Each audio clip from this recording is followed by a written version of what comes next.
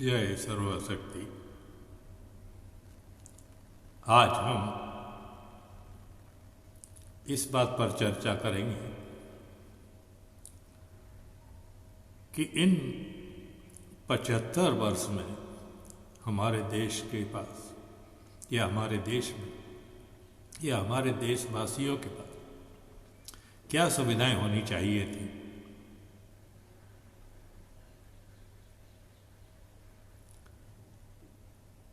और क्या हम उन सुविधाओं को अब अपने देशवासियों के लिए उपलब्ध करा सकते हैं। हमने पहले ही कहा था कि नेताओं और सरकार से उम्मीद करना छोड़ दीजिए।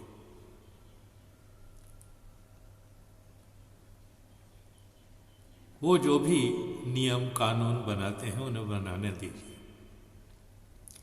लेकिन देश की तरक्की हमारे अपने हाथ में है। जब तक भारत का किसान, भारत का मजदूर, भारत का युवा, भारत का वृद्ध, भारत की नारी आंखें नहीं खोलेगी, जागेंगे नहीं, तब तक देश का विकास नहीं हो सकता। देश का विकास तो छोड़िए, आप अपना विकास भी नहीं कर सकते। हमने आपसे कहा था हमारे पास क्या नहीं है। कुदरत ने, प्रकृति ने हमें क्या नहीं दिया। हमारे देश में असंख्य नदियां हैं, पहाड़ हैं, झरने हैं, जहां से हमें जल की उपलब्धि होती है, पानी मिलता है। 12 महीने हमें पानी पीने को मिलता है। अन्य जीवन की जो भी आवश्यकताएं हैं उसके लिए पानी उपलब्ध है। हमारे देश में बड़े बड़े मैदान हैं, मैदानी इलाके हैं, पठार हैं, पहाड़ हैं, जहां हम विभिन्न प्रकार की खेती कर सकते हैं। खेती का मतलब सिर्फ चावल, चना, ज्वार बाजरा उगाना ही नहीं होता है। जब हम खेती की बात करते हैं तो उसमें सभी प्रकार की चीजें आती हैं। जैसे आयुर्वेद में जो जड़ी बूटियां इस्तेमाल की जाती हैं उनकी भी खेती की जा सकती है। और विभिन्न दवाओं के लिए जो अन्य सामग्री होती है वो भी उगाई जा सकती है। मसालों की खेती की जा सकती है। तो ये तो होगा सिर्फ खेती की बात। हमारे देश में युवा शक्ति अपनी शक्तियों को इस्तेमाल ही नहीं कर पा रही है। क्यों नहीं कर पा रही? कर इसलिए नहीं पा रही कि उनको अपनी शक्ति, अपनी सामर्थ्य का इस्तेमाल करने का मौका ही नहीं है। वो अपना वक्त यूं ही जाया करते रहते हैं, या यूं समझ लीजिए कि आधी जिंदगी उनकी यूं ही बर्बाद होती है। हमारे पास सामर्थ्य तो है पर हम उसका इस्तेमाल नहीं कर पाते। तो क्यों नहीं करें हम उस सामर्थ्य का इस्तेमाल? लोग पता नहीं क्यों रोना रोते हैं। आबादी बढ़ रही है, आबादी बढ़ रही है। अरे ये एक कुदरती नियम है। एक से एक चीज पैदा होती ही है, बढ़ोतरी तो होगी। लेकिन कहते हैं ना कि जब इंसान बढ़ते हैं तो हाथ भी तो बढ़ते हैं। इंसान एक बढ़ता है, हाथ दो बढ़ते हैं। ये ध्यान में रखिए। और जब एक इंसान को पालने के लिए दो हाथ चलते हैं तो आप समझिए आबादी तो बढ़ती है, लेकिन उससे कहीं ज्यादा जो बढ़ता है वो है शक्ति, हमारी ताकत, हमारी सामर्थ्य। हम उसका उपयोग क्यों नहीं कर पाते? हम उसका उपयोग इसलिए नहीं कर पाते क्योंकि हमें मौके नहीं मिलते। जो भी सरकारें आती हैं वो नियम कानून तो बनाती हैं, पर कभी उन्होंने यह नहीं देखा कि जो नियम उन्होंने बनाए हैं या जो सुविधाएं उन्होंने हमारे युवाओं के लिए दे रखी हैं, क्या वो सुविधाएं उन युवाओं तक पहुंच पाती हैं? आप देखेंगे हमारे एमपीज को, जिसको हम लोकसभा के सदस्य कहते हैं, एमएलए जिन्हें हम विधानसभा का सदस्य कहते हैं, इन लोगों को सरकार ने कुछ राशियां उपलब्ध कराई हुई हैं अपने अपने इलाकों में सुविधाएं प्रदान करने के लिए, उसका विकास करने के लिए। मगर अधिकांश हमारे जो सदस्य हैं, चाहे वो विधानसभा के हों चाहे लोकसभा के हों, उनकी राशि इस्तेमाल ही नहीं की जाती। हमें जहां तक जानकारी हुई है 50% भी उसका इस्तेमाल नहीं होता है। तो जब आप किसी चीज का इस्तेमाल ही नहीं करोगे तो फिर उसका फायदा कहां होगा, विकास होगा ही कहां? तो हमारा कहना यही है कि योजनाएं बनाने से ही काम नहीं होता है, योजनाओं को लागू करना भी जरूरी होता है, और वो भी सच्चे मन से। हम ये सोचें चलो 1 करोड़ रुपया लगा देते हैं, 50 लाख तो हमारी जेब में आ ही जाएगा, 50 लाख विकास में लगाएंगे। अब 50 लाख में से जो विकास करने वाला, काम करने वाला है, भैया वो भी तो अपना कुछ हिस्सा निकालेगा। तो आखिर होता यह है कि विकास में सिर्फ 10 लाख रुपए लगते हैं 100 लाख की जगह, और 90 लाख लोगों की जेबों में चले जाते हैं। तो भैया विकास होगा कहां से?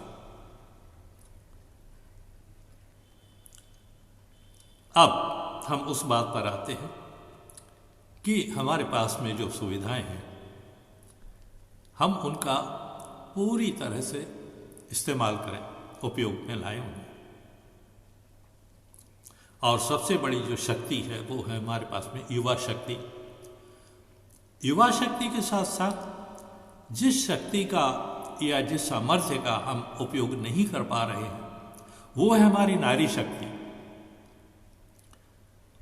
आज 90% यानी 90% महिलाएं सिर्फ घर गृहस्थी के कामों के अलावा और कुछ नहीं कर पाती। अब कहेंगे पूरा दिन तो उनका उसी में लग जाता है। तो भाई काम तो काम होता है, अब उसे पूरे दिन भर करते रहो या 2 घंटे में निपटा लो, ये तो हमारे ऊपर है। अब हमें मालूम है कि पूरे दिन ये एक ही काम करना है तो आराम से करते रहेंगे, पर हमें ये अगर निश्चित हो जाए कि इस काम के अलावा भी हमारे पास दूसरे काम हैं जिससे हम अपनी आर्थिक मदद कर सकते हैं, हम अपनी हालत सुधार सकते हैं, हम हमारे बच्चों को बेहतर शिक्षा दे सकते हैं, बेहतर विकास दे सकते हैं, तो वही महिलाएं, वही वृद्ध जो आलस की से काम करते रहते हैं वो काम करने को उत्सुक होंगे।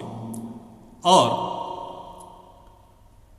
अगर इसे आप निश्चित ही कार्य रूप में लेके आएंगे तो आप स्वयं देखेंगे कि जो कार्य महिलाएं पूरे दिन भर करती रहती हैं वो सुबह के 2 घंटे और शाम के 2 घंटे में निपटा सकती हैं। बाकी का पूरा दिन कहाँ जाएगा? मगर समस्या ये है कि जब रोजगार हमारे युवाओं को ही नहीं मिल रहा तो हम इन महिलाओं को, इन वृद्धों को कहां से काम दें? अब देखिए, काम करेगा इंसान तो प्रोडक्शन बढ़ेगा, यानी माल पैदा होगा, चीजें बनेंगी। चाहे बड़ी का काम करने वाला है, बड़ी का काम करेगा तो कुछ न कुछ तो चीजें बनाएगा, और जब बनाएगा तो बेचेगा। अब समस्या आती है कि उसका बाजार कहां से आए। तो ये बाजार कहां से आए, इसका इंतजाम योजनाबद्ध तरीके से किया जाना चाहिए। देखिए, जब हम मछली पालते हैं तो ध्यान में रखिए कि जहां बड़ी मछली होती है वहां छोटी मछली को नहीं छोड़ते। क्यों नहीं छोड़ते? साधारण सी बात है, छोटी मछली को छोड़ देंगे तो बड़ी मछली तो उसे खा जाएगी। तो बड़ी मछली जब छोटी मछली को खाती रहेगी तो वहां बढ़ोतरी कैसे होगी? मछलियां बड़ी कैसे होंगी? ऐसे ही हमारे काम है, हमारी प्रोडक्शन यूनिट्स हैं, यानी जहां हम चीजें बनाते हैं, कारखाने हैं हमारे। अब छोटे छोटे कारीगरों के काम अगर बड़े बड़े कारखाने हड़प लें तो भैया छोटे छोटे कारखाने कैसे चल पाएंगे?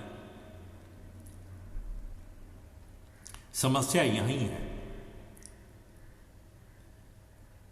कहीं ना कहीं जैसे हम मछलियों को पालते हैं तो अलग अलग हिस्सों में पाला जाता है। बड़ी मछली का हिस्सा अलग बनाया जाता है, बीच वाली मछली का अलग बनाया जाता है, छोटी का अलग बनाते हैं। ऐसे ही हम प्रोडक्शन यूनिट्स में बंटवारा क्यों नहीं कर सकते? पर नहीं, हमें तो बड़े बड़े कारखाने चाहिए, और बड़े कारखाने कौन बनाएगा? भैया अरबपति बनाएंगे। किसान मजदूर तो ये काम कर नहीं सकता। लोग कहते हैं कि सरकार ने इंतजाम किया हुआ है, बैंक से आप जाइए, लोन मिल जाएगा। पर आपको मालूम है, जब आप बैंक में जाते हैं, लोन के लिए बात करते हैं, तो बैंक का मैनेजर आपको क्या समझाता है? बैंक का मैनेजर समझाता है, भैया 50,000 रुपए चाहिए तो 1,00,000 रुपए की जमानत लेके आओ। अब आप सोचिए कि जिस व्यक्ति के पास में 10,000 रुपए नहीं हो, उसने किसी तरह से एक अपनी योजना बनाई, उस योजना को लागू करने के लिए, यानी चीजों का निर्माण करने के लिए उसने अपनी उस योजना को उस मैनेजर को जाके समझाया। अब मैनेजर कहे 1,00,000 का आप जमानत लेके आओ, या कोई ऐसी चीज है आपके पास में 1,00,000 की कीमत की जो आप गिरवी रख सको हमारे पास। भैया अगर 1,00,000 की चीज उसके पास होती तो 50,000 रुपए वो आपसे कर्जा लेने क्यों आता? ये साधारण सी बात है। तो ये तो है हमारी योजना की समस्याएं। हमने कह तो दिया बैंक हमें लोन देंगे, सबको लोन देंगे, पर आज एक इंजीनियरिंग ग्रेजुएट भी अपना कारखाना डालने के लिए अगर बैंक में जाए तो वो जमानत कहां से देगा? तो वो जमानत तो वो ही दे सकता है जो लखपति हो, करोड़पति हो। वो जमानत भी देगा, बैंक से पैसे भी लेगा। तो कारखाने किसके बनेंगे? कारखाने उन लोगों के बनेंगे जो पहले से ही लखपति करोड़पति हैं। और जो कारीगर हैं वो क्या करेंगे? वो सिर्फ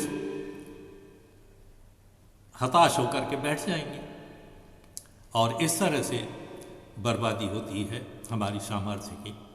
हम हमारी सामर्थ्य का उपयोग नहीं कर पाते और होता यह है कि जब वो सामर्थ्य, युवा शक्ति हताश हो जाती है तो कभी कभी गलत रास्ते अपना लेती है और ऐसे ही हताश लोग जिन्हें देश का निर्माण करना चाहिए, विकास करना चाहिए, देश की बर्बादी पर उतर आते हैं। इसलिए नहीं कि वो चाहते हैं कि हम देश बर्बाद करें, इसलिए कि हर आदमी को रोटी, कपड़ा और मकान की जरूरत होती है। वो कितना भी अपने आप पर कंट्रोल करे, अपने आप पर काबू करे, लेकिन पेट की आग उसे मजबूर कर देती है कभी कभी गलत रास्तों को अपनाने के लिए। हम ये नहीं कहते कि जो गलत रास्ते लोग अपनाते हैं वो सही है, पर हमें ये भी तो देखना चाहिए कि उनकी मजबूरियां क्या हैं, क्यों लोग गलत रास्तों पे जाते हैं। अब देखिए, हमने जो शुरुआत में कहा था कि हर गांव में हमारा ध्येय क्या होना चाहिए था तब तक, हर गांव में एक छोटी सी डिस्पेंसरी हो जिससे लोग तुरंत जाकर के अपना इलाज करा सकें। हर गांव में एक स्कूल हो जहां छोटे बच्चे अपनी पढ़ाई कर सकें। हर गांव में एक ऐसी व्यवस्था हो कि वहां के किसानों को, मजदूरों को राय दी जा सके, उनका मार्गदर्शन किया जा सके ताकि वो बेहतर तरीके से अपनी खेती कर सकें, अनाज का उत्पादन कर सकें, या जो लोग कारीगर हैं वो अपने कार्य कर सकें। मगर ऐसा है क्या? नहीं। गांव तो छोड़िए, आज की स्थिति यह है कि डिस्ट्रिक्ट लेवल में भी, यानी जिला के स्तर पर भी एक बढ़िया अस्पताल नहीं आपको मिलेगा। ऐसा अस्पताल जो सभी सुविधाओं से युक्त हो।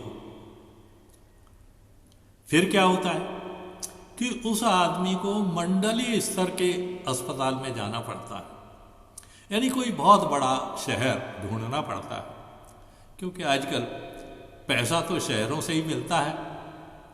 तो बड़े बड़े अस्पताल, बड़े बड़े कॉलेज, ये सब खुलेंगे कहाँ? बड़े बड़े शहरों में ही तो खुलेंगे।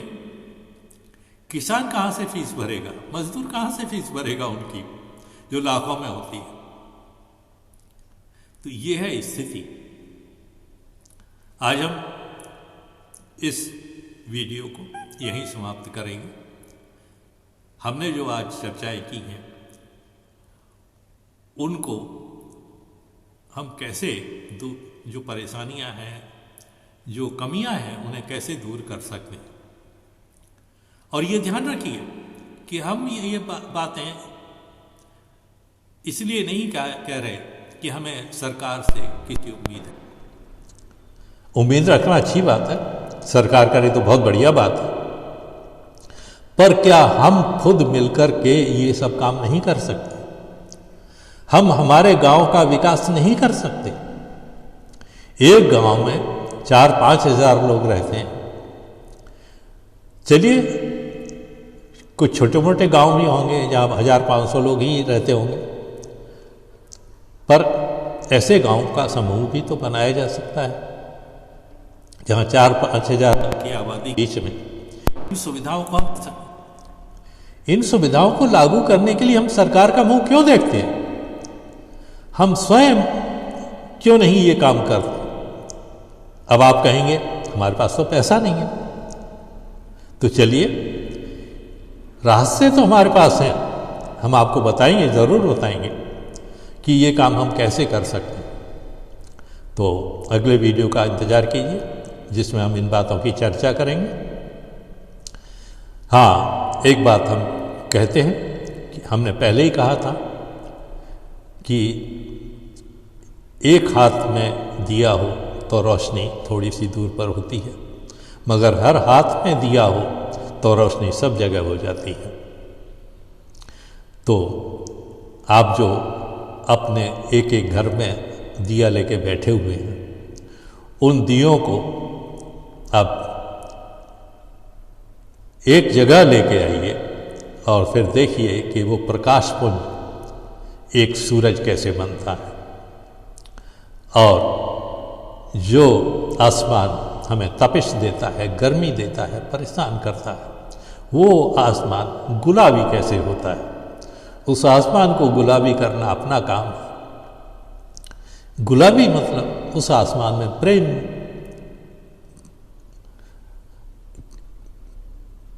बहाना, उस आसमान पर प्रेम का रंग देना, और ये प्रेम का रंग ही होता है गुलाबी।